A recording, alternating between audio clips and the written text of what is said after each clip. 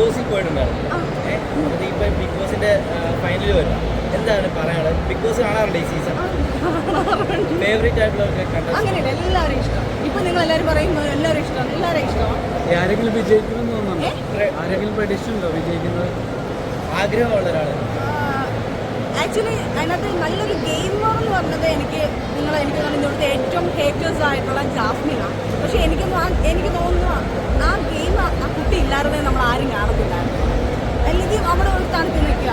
പിന്നെ പേഴ്സണലി ഭയങ്കര ഒരു സ്വീറ്റ് തോന്നിച്ചത് നമ്മളുടെ ജിൻഡോ ചേട്ടൻ നമുക്ക് ഭയങ്കര ക്യൂട്ടായിട്ട് ഫീൽ ചെയ്യുന്നുണ്ട്. പിന്നെ നമ്മൾ ഈ പറയുന്ന കണക്ക് അതിനകത്ത് നമ്മൾ കാണുന്ന ഒന്നും അല്ല പുറത്ത് അകത്ത് നിൽക്കുന്നത്. അകത്തുള്ളവർക്കേ അറിയത്തുള്ളൂ അതിന് ബുദ്ധിമുട്ട്. അപ്പം ആരാണ് ജെനുവിൻ, ആരാണ് സത്യം, ആരാണ് കള്ളം ഒന്നും നമുക്ക് പറയാൻ പറ്റില്ല. പുറത്ത് നിൽക്കുന്നത് നമുക്ക് 1.5 മണിക്കൂർ കാണുമ്പോൾ ഒന്നും പ്രെഡിക്റ്റ് ചെയ്യാൻ പറ്റില്ല. അത്രേ ഉള്ളൂ. ഇഷ്ടം ജാസ്മിൻ മാത്രമല്ല, എല്ലാവരും ഇഷ്ടം. ഞാൻ പറഞ്ഞത് അതായത് ആ ഗെയിമായിട്ട് കൊണ്ടുപോകുന്നത്. പക്ഷെ ഗബ്രി പോയതിനു ശേഷമല്ലേ ജാസ്മിൻ നല്ലൊരു ഗെയിം കളിക്കുന്നത്? എനിക്ക് തോന്നുന്നു ജാസ്മിൻ്റെ ഏറ്റവും വലിയൊരു പോരായ്മ, അല്ലെങ്കിൽ എനിക്ക് തോന്നുന്നു ഈ വർഷത്തെ വിന്നർ ജാസ്മിൻ ആയേനെന്ന് എനിക്ക് തോന്നിയിട്ടുണ്ട്. കാരണം ഗബ്രി വന്നു, ആ ഒരു പ്രേമം, പുറത്തൊരു എൻഗേജ്മെൻറ്റ് അങ്ങനെയൊക്കെ കഴിഞ്ഞിട്ട് അങ്ങനെ പോയി അവിടെ ചെയ്തപ്പോൾ ഒരു നെഗറ്റീവ് വീണതാണ്. അല്ലെങ്കിൽ ആ കുട്ടി ഗെയിമർ ബെസ്റ്റ് വെച്ച് ഇപ്പോൾ ഗെയിമറാണ്. പക്ഷെ അങ്ങനെ കുറേ നെഗറ്റീവ് വന്നപ്പോൾ നമ്മളെല്ലാവരുടെയും മനസ്സിലോട്ട് ഒരു ചെറിയൊരു നെഗറ്റീവ് വീണം. പക്ഷെ ആ കുട്ടി ഇറങ്ങി വരുമ്പോൾ നിങ്ങൾ എല്ലാവരും സപ്പോർട്ട് ചെയ്യണം. കാരണം കുറേ ഹേറ്റേഴ്സ് വന്നിട്ടുണ്ട്. അവൾ ചിലപ്പം ഗെയിമിന് വേണ്ടി ചെയ്തതായിരിക്കും. പുറത്ത് വന്നാലേ നമുക്ക് അറിയത്തുള്ളൂ ഇതിന് എന്തൊക്കെയാണെന്ന്. ഗെയിമിന് വേണ്ടി സാധനം ഇതൊരു ഗെയിം ഷോ ആണെന്ന് എല്ലാവരും മനസ്സിലാക്കണം. കാരണം അതൊരു പെൺകുട്ടിയോട് അവൾ കാണിച്ചതിൽ തെറ്റുണ്ട്, ശരിയുണ്ട് എന്നൊക്കെ പറയാം. പക്ഷെ എന്നാൽ പോലും അതൊരു ഗെയിമായിട്ട് എല്ലാവരും സ്വീകരിച്ച് അതിന് വരുമ്പോൾ വിഷമിക്കാതെ നോക്കണം. എനിക്ക് അതിന് ഭയങ്കരമായിട്ട് വിഷമമുണ്ട്. കാരണം ഇതിനകത്ത് കയറുന്നവരാരും നെഗറ്റീവ് ആരും പോസിറ്റീവ് ആണെന്നൊന്നും നമുക്ക് പറയാൻ പറ്റില്ല. ജാസ്മിൻ ഒരു ഫേക്ക് ആയിട്ട് തോന്നുന്നുണ്ട് ഏതെങ്കിലും ഒരു സിറ്റുവേഷനിൽ? ഫേക്കായിട്ടല്ല, അവള് എന്താണ് കാണിച്ചതെന്ന് എനിക്കറിയത്തില്ല. പ്രേമത്തിൻ്റെ കാര്യം വന്നപ്പോൾ മാത്രമേ ഉള്ളൂ ചെറിയൊരു വിഷമം.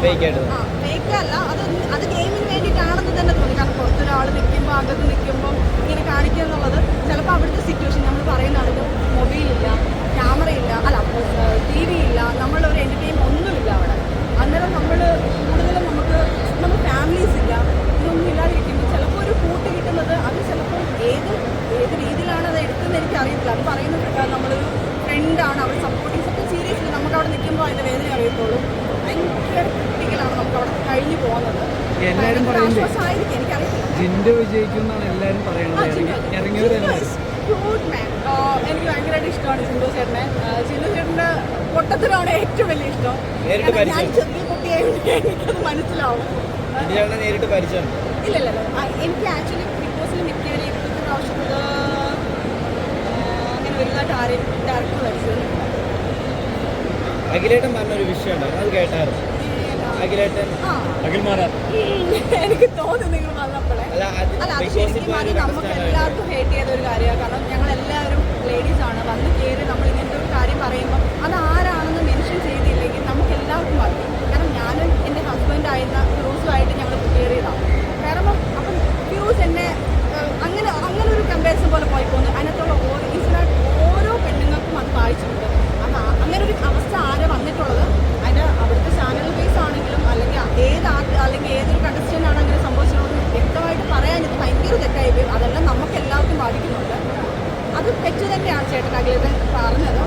തുറന്നു പറയാതിരുന്നത് ഈ പേരുകൾ വരുമ്പോഴുള്ള ഇഷ്യൂസ് കാരണം അതുകൊണ്ടായിരിക്കും. പക്ഷെ ബാക്കിയുള്ള പെണ്ണുങ്ങൾക്കാണല്ലോ അത് ബാധിച്ചിരിക്കുന്നത്, ബാക്കിയുള്ളവർക്കും ബാധിച്ചിട്ടുണ്ടല്ലോ. അങ്ങനെ ഒരു സാധനം എൻ്റെ അറിവിൽ ചാനൽ ബേസ് അങ്ങനെ ഒരു നമ്മളുടെ ആരുടെയും റെക്കമെൻഡിലോ ആരുടെയും ഇതൊന്നും അല്ല നമ്മൾ. കാരണം എത്രയോ ആർട്ടിസ്റ്റിൻ്റെ ഇത് നോക്കിയിട്ടാണ്, എത്രയോ ആർട്ടിസ്റ്റിനെ നോക്കിയിട്ട് അവർക്ക് കഴിവായിട്ടുള്ളവരെ മാത്രമേ എടുക്കത്തുള്ളൂ. ഇത് എൻ്റെ മോൻ ഷൈൻ, ഏഷ്യാനെറ്റ് അങ്ങനെ ഒത്തിരി പ്രൂവ് ചെയ്തിട്ടുള്ളത്. അല്ലാതെ ആരുടെയും റെക്കമെൻഡ് കൊണ്ടൊന്നും ഒരിക്കലും കയറാൻ പറ്റില്ല. അതിൻ്റെ പേരിൽ സൈബർ ബുള്ളിങ്ങിന് വരെയായിട്ടുണ്ടോ? ഞാനോ? എനിക്ക് ഇതുവരെയായിട്ടും മാഷാഅല്ലാ, പിന്നെ ഇനിയുണ്ടെങ്കിലും മാഷാഅല്ലാ ഇതുവരെയായിട്ടും എനിക്ക് അങ്ങനെ ഒരു പ്രോബ്ലം ഇല്ല. എല്ലാവരും സപ്പോർട്ട് ചെയ്തിട്ടേ ഉള്ളൂ. പിന്നെ എവിടെയെങ്കിലും നമ്മൾ പറയുന്നതാണെങ്കിൽ ലാലേട്ടനുണ്ട്, മമ്മൂക്കാക്കുണ്ട്, നമ്മൾ വലിയ അവിടെ എവിടെയെങ്കിലും തെറ്റി കുറച്ച് നടക്കുന്നത്. ഇതുവരെയായിട്ടും എനിക്ക് ഇതുവരെയായിട്ടും മാഷാഅല്ലാ വന്നിട്ടില്ല.